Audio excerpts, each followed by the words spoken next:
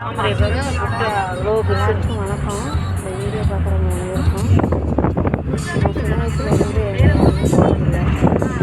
நான் இதே first time Namakkal to Bangalore வந்துட்டுருக்கோம், ட்ராவல் பண்ணிட்டுருக்கோம். அதுவும் எங்கள் ரிலேஷன் வந்து ஃபாரின் போகிறாங்க, பெங்களூரில் வந்து போயிட்டு வர்றாங்க. ஃபஸ்ட்டு பெங்களூர் வரேன், மனசுக்கு ரொம்ப சந்தோஷமாக இருக்குது. நீங்கள் பெங்களூர் போய்க்கிறீங்களா இல்லைன்னு கமெண்ட் பாக்ஸில் கமெண்ட் பண்ணுங்கள். போயிருந்தால் அதை பற்றின சந்தோஷம் எனக்கு கமெண்ட் பாக்ஸில் கமெண்ட் பண்ணுங்கள். போகிறீங்கன்னாலும் கமெண்ட் பாக்ஸில் கமெண்ட் பண்ணுங்கள்.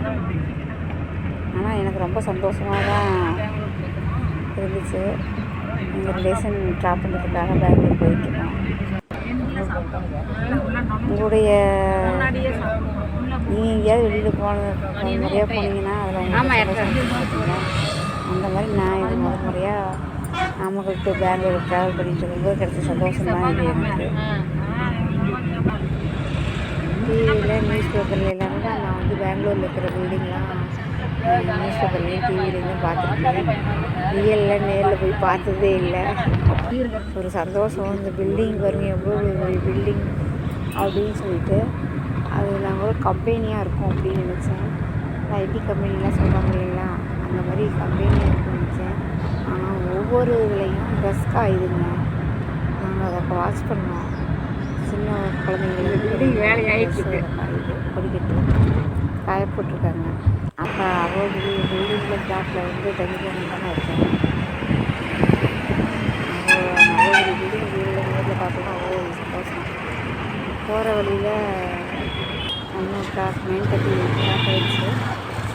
ஆனந்த பவன் சொல்லிட்டு அடையாளம் சொல்லிட்டு ஹோட்டலுக்கு போனோம். பசி சாப்பிட்டு போனால் அதுக்கப்புறம் டைம் கிடைக்காது, போயிட்டு டைம் அப்படின்ட்டு அடையாளம் வந்துட்டு பெங்களூரில் சிட்டியில் தான் இது ஹோட்டலுக்கு போயிட்டு அங்கே போனால் பசியில் போனால் டக்குனு சாப்பிடவே முடியல. அவங்க ஆர்டர் போய் பண்ணி பில் எடுத்துகிட்டு வந்து சாப்பாடே கொடுக்குறாங்க. என்ன டிஃபன் சாப்பிட்றோம் சாப்பிட்டு மறுபடியும் வேணும்னா மறுபடியும் நீங்கள் போய் கையை கழுவிட்டு மறுபடியும் பில் போட்டு வந்தாலும் சாப்பாடு கொடுக்குறாங்க. அது எங்கள் அப்பா இது எப்போ சாப்பிட்டு எப்போ வெளியில் வருது, அதுலேயே டைம் போயிடுச்சுங்க.